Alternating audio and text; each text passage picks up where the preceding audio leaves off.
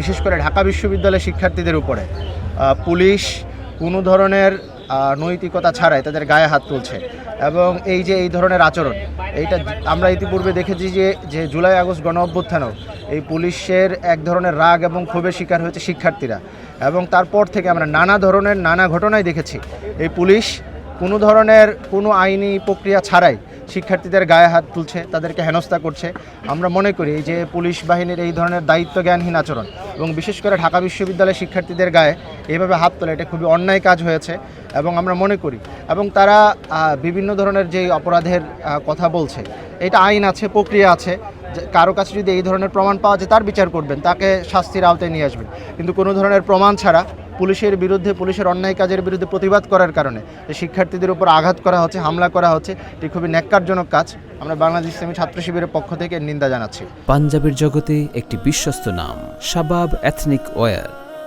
আমরা বারবার বলে এসেছি, আমরা আপনারা ইতিপূর্বে জানেন যে ঢাকা বিশ্ববিদ্যালয়ের কিছু শিক্ষার্থী যখন মাদক কাণ্ডে এবং গাঁজা কাণ্ডে জড়িত হওয়ার আমরা দেখেছি বিভিন্ন রাজনৈতিক দল তাদেরকে আশকারা দিচ্ছে এবং বিভিন্ন রাজনৈতিক দলের নাম ভাঙিয়ে তারা এই ধরনের অপরাধ করার পরও ছাড়া পেয়ে যাচ্ছে।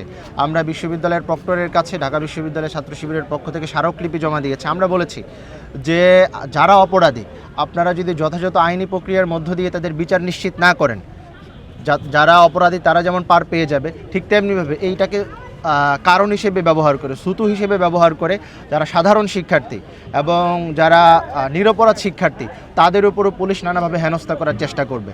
ফলে এর একমাত্র সমাধান হচ্ছে যারা অপরাধী তাদের যথাযথ আইনি প্রক্রিয়ার মধ্য দিয়ে বিচার নিশ্চিত করা। কিন্তু আমরা বিশ্ববিদ্যালয়ের প্রশাসনকে দেখে এসেছি তারা বারবার গড়িমসি করেন। কিন্তু আমরা চাই যে সে যে দলেরই হোক, যদি যে কোনো অপরাধের সাথে জড়িত হবে শিক্ষার্থী, সে যে দলের হোক, যদি আমার দলেরও শিক্ষার্থী হয় আমরা তার বিচার চাই। কিন্তু আমরা দেখতে পাচ্ছি যে বিশ্ববিদ্যালয়ের প্রশাসন শুধুমাত্র একটি নির্দিষ্ট দলের ক্ষেত্রে বারবার তারা দীর্ঘায়িত করেন, বিলম্বিত করেন। আমরা বিশ্ববিদ্যালয়ের প্রশাসনের এই ধরনের কাজেরও নিন্দা জানাই। আমরা মনে করি যে এই ধরনের অপরাধগুলো চলছে এটা যদি আইন প্রশাসন এবং বিশ্ববিদ্যালয়ের প্রশাসন তারা সতর্ক হয় তাহলে এই ধরনের অপরাধ কমিয়ে আনা সম্ভব।